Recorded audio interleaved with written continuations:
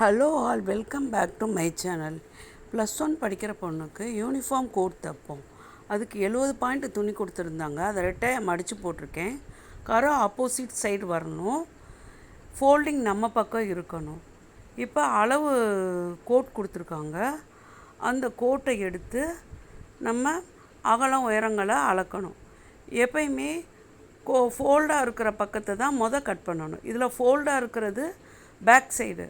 இப்போ பேக் சைடை தான் கட் பண்ணணும். பேக் சைடில் ஆம்கோலுக்கு அடியில் இருந்து அந்த ஃபோல்டிங் முடிகிற இடம் வரைக்கும் அகலத்தை பார்க்கணும். எவ்வளோ வருது? 9.5 வருது. 11 வைக்கலாம், 12 வைக்கலாம். அதாவது 1.5 வைக்கலாம், 2 இன்ச்சும் வைக்கலாம். நான் 2 இன்ச்சு வச்சு 11.5 இன்ச்சு எடுத்து மார்க் பண்ணி அகலத்தை இந்த 70 பாயிண்ட் துணி மேலே குறிச்சிக்கிறேன். அதுக்கப்புறம் நீங்கள் உயரத்தை எடுக்கணும். இப்போ உயரம் எடுக்கும்போது முக்கியமாக நம்ம கவனிக்க வேண்டியது, அந்த உயரம் ஷோல்டர்கிட்ட முடிகிற இடத்துல ஒரு அளவு இருக்கும், 20 இருக்குது. இந்த பக்கம் அதாவது ஷோல்டர் ஸ்டார்ட் ஆகிற இடத்துல கழுத்துக்கிட்ட 20 இருக்குது. அப்போ 1/2 இன்ச்சு ஷோல்டர் சரிவு கொடுத்துருக்காங்க. அதனால் எப்பயுமே நான் ஜென்ஸ் ட்ரெஸ்ஸில் கோட்லேயோ வேறு ஜென்ஸ் சட்டை தைக்கும்போது உயரம் இந்த இடத்துல இருந்து தான் எடுக்கணும். எங்கேருந்து? கழுத்துக்கிட்ட இருந்து. இருந்த அளவை விட 2 இன்ச்சு கூட, அதாவது 20 இருந்துச்சு. 1 இன்ச்சு உயரத்தை அதிகப்படுத்துறதுக்கும் 2 இன்ச்சு மடிக்கிறதுக்கும் தையலுக்கும் சேர்த்து 23 எடுத்து மார்க் பண்ணியிருக்கேன். இப்போ ஷோல்டரோட அகலத்தை கண்டுபிடிக்கணும். பேக் சைடு விரித்து வச்சுட்டு அளவு கோட்டை அந்த ஷோல்டர் முடியும் பார்த்திங்களா, பின்னாடி ஆம்கோல் வளைவுக்கிட்ட அந்த இடத்துல இருந்து அளந்தோம்னா எவ்வளோ இருக்குது? 12 இருக்குது. நம்ம 1 இன்ச்சு தையல் சேர்த்து 13 வச்சுக்கிடணும். துணியை நம்ம ரெட்டையாக மடித்து போட்டு விட்டுறதுனால அந்த 13ல் பாதி 6.5 எடுத்து மார்க் பண்ணிக்கோங்க. இதுதான் ஷோல்டரோட அகலம். அதுக்கப்புறம் கழுத்து அகலம் கண்டுபிடிக்கணும். இதுக்கு மறுபடியும் நம்ம பின்பக்கத்தையே வச்சு அளந்துக்கிடணும். அந்த ஷோல்டர் ஸ்டார்ட் ஆகிற இடம், அந்த கழுத்துக்கிட்ட ஸ்டார்ட் ஆகுது. நான் இப்போ டானா மாதிரி வரைகிறேன் பாருங்கள், பா மாதிரி போடுறேன்னா 2 கழுத்து அகலத்தையும் ஒன்றா சேர்த்துக்கிடணும். உங்களுக்கு புரிகிறதுக்காக இப்படி போடுறேன். இல்லை நான் டேப்பை வச்சு மெஷர் பண்ணிக்கிறேன்.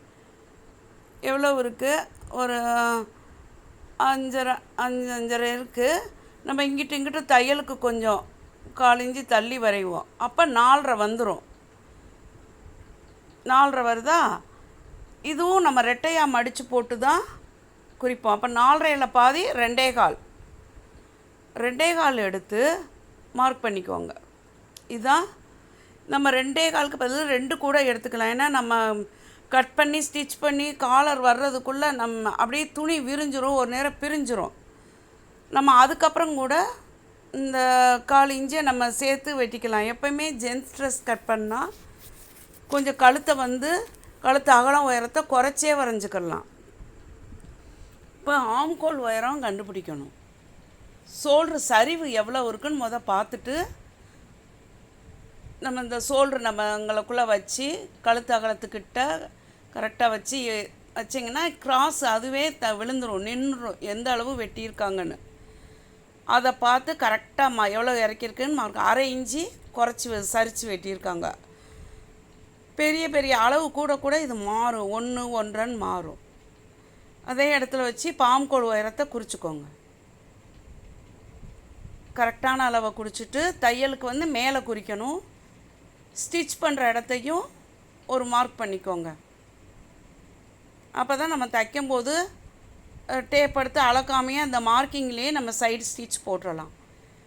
இப்போ டானா போட்டு ஆம்கோல் வளைவு கட் பண்ணி எடுத்துக்கோங்க. பின்கழுத்து உயரம் ஜென்ஸ் ட்ரெஸ்க்கு 1.5, 1.25, 2 இதுக்குள்ளே தான் வைக்கணும். அதுக்கு மேலே வைக்காதீங்க. எப்பயும் சொல்கிற மாதிரி தான் காலர் ஸ்டிச் பண்ணிவிட்டு கழுத்தும் ரவுண்டாக போடக்கூடாது. இந்த பிங்க் கலர் சாக் பீஸில் போட்டுக்கலாம், அது மாதிரி போடாமல் ப்ளூ கலர் சாக் பீஸில் வி மாதிரி கொஞ்சம் போட்டு வரைஞ்சிக்கிடணும். அதுக்கப்புறம் சைடு நேராக இருக்குது, ஆனால் நம்ம இடுப்புக்கிட்ட கொஞ்சம் பெண்ட் எடுக்கணும். இப்போ இந்த அளவு கோட்டை வச்சு எவ்வளோ தூரம் இடுப்புக்கிட்ட குறைச்சி வெட்டியிருக்காங்கன்னு இதை வச்சே நம்ம வரைஞ்சிடணும். நேராக வச்சுட்டு மேலே எவ்வளோ 2 இன்ச்சு விட்டுருக்கோமோ அதே அளவுக்கு கீழேயும் அந்த ஸ்டிச்சிங்க்கு அங்கிட்டு 2 இன்ச்சு வர்ற மாதிரியே வச்சு கீழே ஒரு கோடு அப்படி இந்த கட்டிங் லைனை மார்க் பண்ணுறோம். இதை கீழே நம்ம கரெக்டாக குறிச்சிருக்கோமான்னு இல்லையா இருக்குது. அந்த கீழே உள்ள அந்த பாட்டத்தை டபுளாக மடித்து, பேக் சைடு பாட்டத்தை டபுளாக மடித்து அந்த சைடு தையலில் இருந்து 2 இன்ச்சு குறிச்சிக்கிடணும். குறித்து சைடை வரைஞ்சிட்டு இப்போ பின்பக்கத்தை நம்ம கட் பண்ணணும். ஜென்ஸ் ட்ரெஸ்ஸில் மேக்ஸிமம் அளவு கம்மி தான், பட் நம்ம லேடிஸ் ஜாக்கெட் மாதிரி வச்சு வரைய முடியாது. ஏன்னா காலர் வந்து கொஞ்சம் ஸ்ட்ரைட்டாக பெருசாக வரைஞ்சி வெட்டியிருப்போமா, மடித்து வச்சு வரைஞ்சோம்னா கரெக்டாக நமக்கு நம்ம கட் பண்ணுற துணி மேலே அந்த அளவு ட்ரெஸ் நிற்காது. அதனால தான் ஒரு 4-5 அளவை மட்டும் மெஷர் பண்ணி எடுக்கிறேன். நான் லேடிஸ் ஜாக்கெட்டில் வச்சு வரைஞ்சிருவேன். இப்போ சைடு ஸ்டிச் பண்ணுறதையும் பாயிண்ட் பண்ணிடணும். மீதமுள்ள துணியை முன்பக்கம் வெட்டுறதுக்கு எடுக்கணும். இப்போ கரையுள்ள பகுதியை நம்ம பக்கம் தூக்கி போட்டுட்டு அளவு கோட்டில் ஓப்பன் எவ்வளோ 2.25 இன்ச்சு இருக்குது. நம்மளும் அதே மாதிரி 2.25 இன்ச்சு எடுத்து ஓப்பனுக்கு மார்க் பண்ணி விட்டணும். மார்க் பண்ணிவிட்டு இந்த 2.25 இன்ச்சியை பேக் சைட் போகிற மாதிரி, அதாவது உள்பக்கம் போகிற மாதிரி மடித்து விட்டு குண்டூசியால் பின் பண்ணிக்கணும். அந்த நம்ம அடுத்து நம்ம அளவெல்லாம் மார்க் பண்ணணும்ல, அதனால் அது துணி நகலாமல் இருக்கிறதுக்கு ஓப்பனை ஃபஸ்ட்டே ஃபோல்ட் பண்ணி அளந்து ஃபோல்ட் பண்ணி பின் பண்ணிடணும். இப்போ முன்பக்க உயரம் அளக்குறோம். முன்பக்க உயரம் வந்து இதே பேக் உயரம் மாதிரியே தான் இருக்குது. ஒவ்வொரு கோட்டில் பேக்கு உயரம் ஃப்ரண்ட் உயரம் மாறி இருக்கும். அதனால் நம்ம அளக்க வேண்டிய இதில் வந்து 2 ஒன்று போல் இருக்கனால அதே அளவாக வச்சிடுறோம். அப்புறம் செஸ்ட் அளவும் மார்பு சுற்றளவும் ஒவ்வொன்றில் மாறும் ஒவ்வொரு கோட்டில். இது அவங்க கொடுத்த கோட்டில் அப்படியே இருந்தது. நான் அதே அளவு இதுலேயும் அகலமும் அதே மாதிரி தான் இருந்தது. பேக்கில் வச்சதையே வச்சு வரைஞ்சால் அந்த சமமாக இருக்குது. பேக் சைட் கோட்டை கட் பண்ணதை கொண்டு வந்து ஷோல்டர்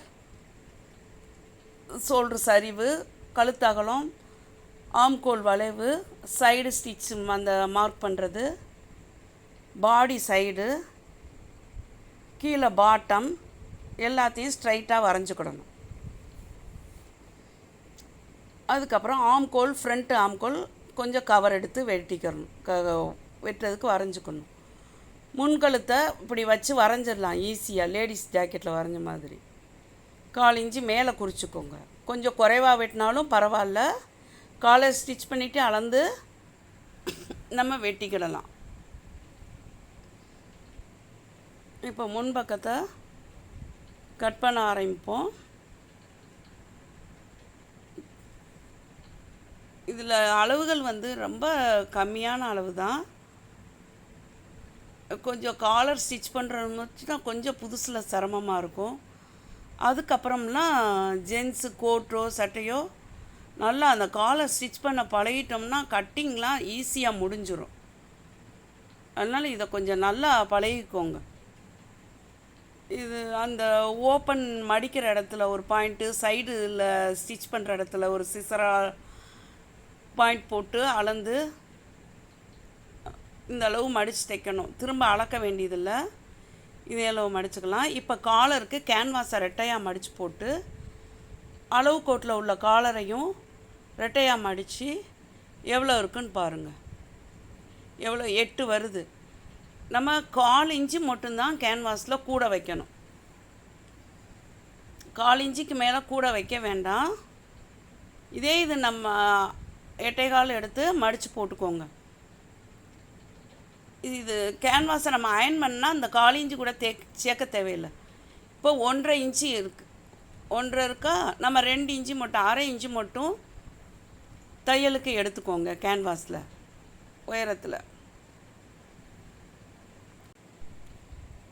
உயரத்தில் எடுத்துட்டா அடுத்து காலரோட அந்த நுனி பாகம் 1.25 தான் இருக்கும். அந்த சென்ட்ரு பாகத்தை விட கம்மியாக தான் இருக்கும். அதையும் குறிக்கணும். அதை குறிக்கிறதுக்கு முன்னாடி கீழே காலரை ஒரு பெண்டு கொடுக்கணும். அதாவது கழுத்தோடு ஜாயிண்ட் ஆகிற இடம் நேராக இருக்கக்கூடாது. நம்ம கவுன்லலாம் கொஞ்சம் வளைவாக வெட்டுவோம்ல, அதே மாதிரி வெட்டி அதுக்கப்புறம் தான் இந்த 1.25 ஒரு 1/4 இன்ச்சு சேர்த்து 1.5 வச்சுக்கோங்க. ஸ்டிச்சிங்காக 1/4 இன்ச்சுக்கு மேலே கூட கேன்வாஸில் வைக்கக்கூடாது. இப்போ நம்ம இங்கே 2 இன்ச்சு மார்க் பண்ணோம்ல, அதையும் இந்த 1.25 ஒன்றா சேர்த்து காலரோட மேல் பாகத்தை வரைஞ்சிட்டு கட் பண்ணிடுறோம். இப்போ நம்ம அயன் பண்ண அந்த கேன்வாஸை துணியில் வச்சு அயன் பண்ணோம்னா அந்த 1/4 இன்ச்சையும் சேர்க்க தேவையில்லை. துணியில் மட்டும் ஸ்டிச்சிங்க்கு அலவன்ஸ் சேர்த்தா போதும். ஆனால் நான் அயன் பண்ண மாட்டேன், அதை நான் வச்சு தைக்க தான் செய்வேன். அந்த நுனி காலர் சைடும் கொஞ்சம் க்ராஸாக எடுத்துக்கோங்க. ஸ்ட்ரெயிட்டாக இருந்தால் கொஞ்சம் லுக்கு நல்லா இருக்காது. லைட்டாக சேஃப் எடுத்துட்டு அதுக்கப்புறம் வெட்டிட்டு துணியில் 2 கட் பண்ணி எடுத்துக்கிடணும். இது கழுத்தில் ஜாயிண்ட் ஆகிற இடம் சிசரால் சென்ட்ரு மார்க் பண்ணிக்கோங்க. காலர் கொஞ்சம் துணி அதிகமாக இருந்தால் டபுளாக போட்டு காலர் கேன்வாஸை ஒத்தையாக விரித்து வச்சு கிராஸாக போட்டுக்கிடலாம். கிராஸாக போட்டுட்டு இப்போ துணி கம்மியாக இருந்தால் நான் ஸ்ட்ரைட்டாக தான் போடுவேன். கிராஸாக போட்டால் கொஞ்சம் காலர் லுக்கு நல்லா இருக்கும். அந்த காலரோட மேல் பக்கத்தில் துணி நீங்கள் விட வேண்டாம். லைட்டாக சாக் பீஸ் கோட் போட்டிங்கனாவே அதே ஒரு பாயிண்ட் அளவுக்கு துணி கூடிரும். சைடில் ஒரு 1/4 இன்ச்சு மட்டும், கீழே ஒரு 1/4 இன்ச்சு இல்லை 1/2 இன்ச்சு நம்ம கழுத்தோட ஜாயிண்ட் எவ்வளோ பண்ணுவோமோ அந்த அளவுக்கு ஏற்ற மாதிரி நீங்கள் ஸ்டிச்சிங் பண்ணும்போது 1/4 இன்ச்சு தைச்சிங்கன்னா 1/4 இன்ச்சு விடுங்க, 1/2 இன்ச்சு தைச்சிங்கன்னா 1/2 இன்ச்சு விட்டுக்கோங்க. அது உங்கள் விருப்பம். இப்போ குண்டூசியால் பின் பண்ணிடுங்க. காலரையும் 2 துணியும் சேர்த்து நான் குண்டூசி வச்சு இன்னொரு பின் பண்ணாமல் இந்த கேன்வாஸு துணியை விட்டு விலகி வருது. நீங்கள் பார்த்து நல்லா பின் பண்ணிவிட்டு 2 துணியும் கேன்வாஸோடு சேர்த்து கரெக்டான அளவுப்படி வெட்டி எடுத்துக்கோங்க. கேன்வாஸில் பழக கஷ்டமாக இருக்குன்னா நீங்கள் ஃபஸ்ட்டு துணியையே 2 துணிக்கு பதிலாக 3 துணியாக கூட எடுத்து கட் பண்ணி நீங்கள் தச்சு பழகிக்கலாம். சென்டரில் கழுத்தில் ஜாயிண்ட் ஆகிற இடத்துல சென்டரை பாயிண்ட் போட்டுக்கோங்க, சிசரால் அடையாளப்படுத்தி.